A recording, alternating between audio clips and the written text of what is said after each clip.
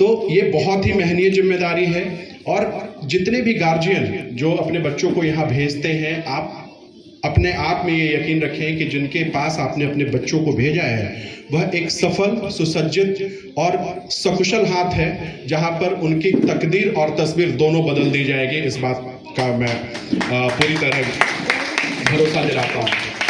ये जब से मैं पटना आया हूँ, करीब 2022 में मैं पटना आया, उसके बाद से लगातार मैं B4 नेशन से जुड़ा रहा। मैं इन दोनों भाई और मैं इनके माता पिता जी यहाँ बैठे हैं और इनकी धर्मपत्नी बैठी हैं।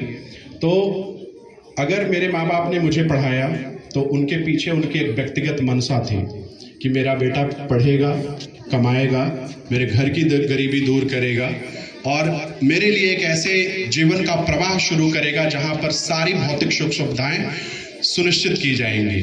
तो जिस माँ बाप ने अपने बेटे को इंजीनियर बनाया और इंजीनियरिंग के बाद जिन्होंने यह एक सामाजिक कार्य चुना, वैसे माता पिता जिन्होंने रोहित जी जैसे और शिवेंद्र जी लोगों को जन्म दिया है, उनके लिए वो सबसे पहले कृतज्ञता के पात्र हैं, वो बहुत बहुत बधाई के पात्र हैं।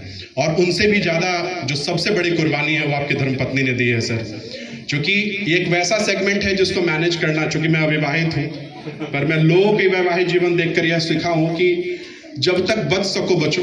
और मैं यह रोज़ टालता आया हूँ विवाह के कार्यक्रम को।